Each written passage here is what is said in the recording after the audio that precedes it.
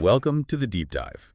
So you sent over some really interesting material this week. Yeah, some excerpts. Right, excerpts talking about this idea of, well, societal collapse. Mm. And it's framed in a way that's maybe a bit different than you might expect. Not some, future apocalypse movie. No, not at all. The argument seems to be it's happening now. Exactly. So our mission today, really, is to dig into these ideas, to, get past any hype and figure out what the core message is. What are the insights? Are there practical takeaways for you listening? And it's important to remember this is a specific viewpoint we're looking at. We're exploring the ideas presented in these particular sources. Absolutely. So Yeah. let's jump in. The big claim right off the bat is, well, what was it? Collapse isn't coming. It's already here. Yeah, that definitely grabs your attention, doesn't it? Yeah. So not a future event, but a current process. How do they back that up? What kinds of examples are they pointing to? Well, it's stuff that probably sounds familiar, honestly. Things like rising prices, making everything harder to afford. That feeling that, big institutions just aren't working right anymore. Yeah, a lack of effectiveness. Right. And even basic worries creeping in, like, is the power grid reliable? Is the food supply secure? That kind of underlying anxiety. And a general breakdown of trust, maybe, in those Yeah, systems. Precisely. A decline in trust. But what's really striking is how they describe it.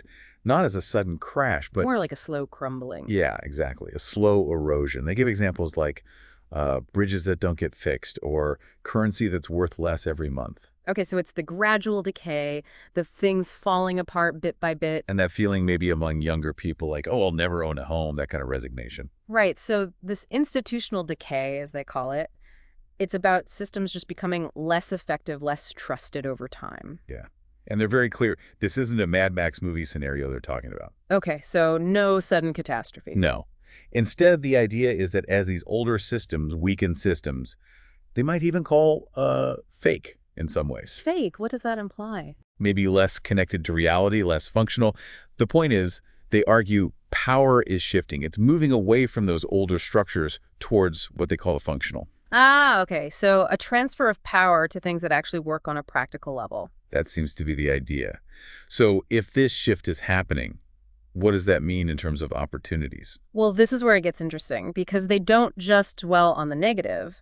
The sources actually frame this collapse as potentially a beginning. A beginning. And an opportunity. Yeah. They talk about profiting in the ruins, but we need to be careful about what they mean by profit here. It's not just about money. Right, they broaden that definition quite a bit, don't they? They talk about wealth in terms of utility. Utility. So how useful something actually is. Yeah, and resilience, your ability to handle disruptions. Makes sense. And interestingly, sovereignty, like having control over your own life, your own resources. Okay, utility, resilience, sovereignty. So that's the new definition of profit.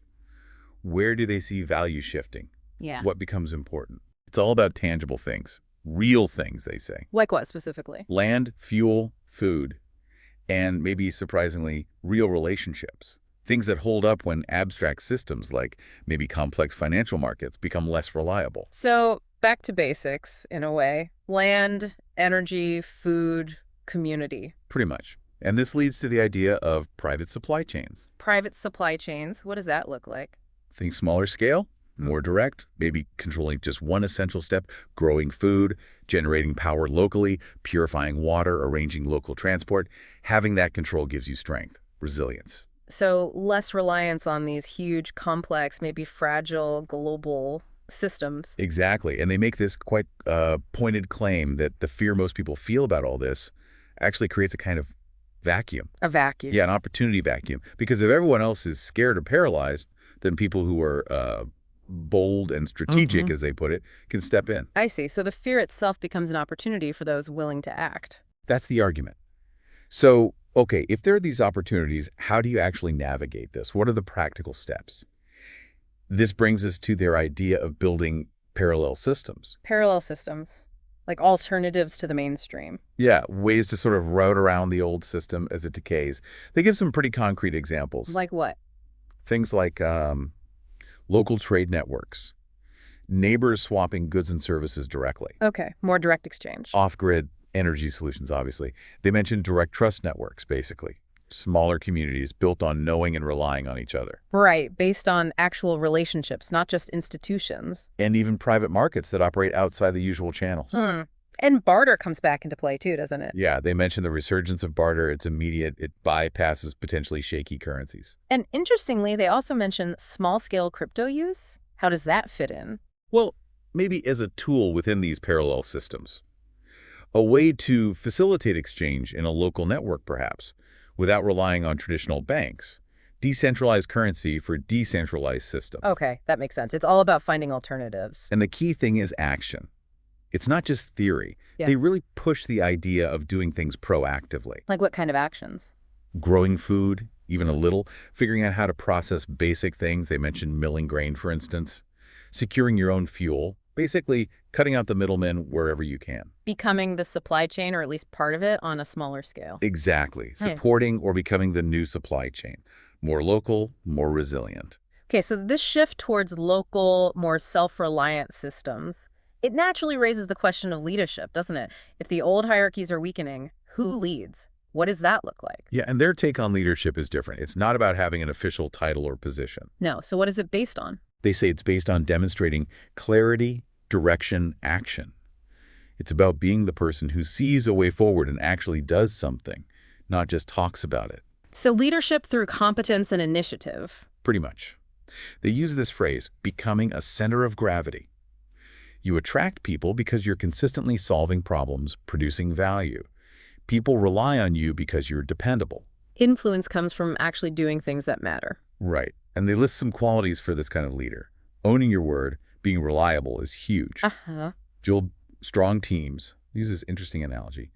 Build teams that are loyal, like a militia, but operate with shared purpose, like a family business. Wow, okay. Intense loyalty, but practical focus. And fundamentally, it's about having a plan, having direction when everyone else is uncertain or lost. So it's about providing stability and vision in unstable times. That seems to be the core of it. Now, looking beyond just surviving or navigating the immediate issues, the sources also touch on the longer term, the idea of legacy. Legacy. How does that fit into this collapse narrative? Well, they frame it positively. The idea is that the people who are actively building things now, during this period of change, and yes, chaos, they're the ones writing the next chapter. So the disruption itself is seen as an opportunity to create something new and lasting. Exactly. Seeing chaos as opportunity is a recurring theme. They suggest concrete things, like taking land when it might be undervalued. Okay. Starting businesses when the economy is down, maybe fewer competitors. Creating new systems precisely because the old ones are failing. Proactive steps to build a foundation for whatever comes next. Yes. And they wrap up this idea by saying this whole collapse process is a kind of proving ground. A proving ground for what? It distinguishes the people who just passively react from those who actively produce. It separates the visionaries from, well, the victims, essentially. It forces a choice between being passive or proactive. So if we boil it all down, the main message from these sources isn't really about doom and gloom, is it? No, not primarily. It's more of a call to action, framed around resilience. Recognizing the challenges, sure, but seeing them as a catalyst, maybe? Yeah, a catalyst for building something different, something new, maybe more resilient. And that leads directly to the sort of challenge they pose to the listener, right? It does. They basically ask you, the listener, to take a hard look. Yeah. Where are you dependent right now? Which systems that you rely on do you maybe not fully trust or definitely don't control? Identifying those points of vulnerability, your dependencies on things outside your influence. And then the flip side. Okay, where could you start to produce something? Anything.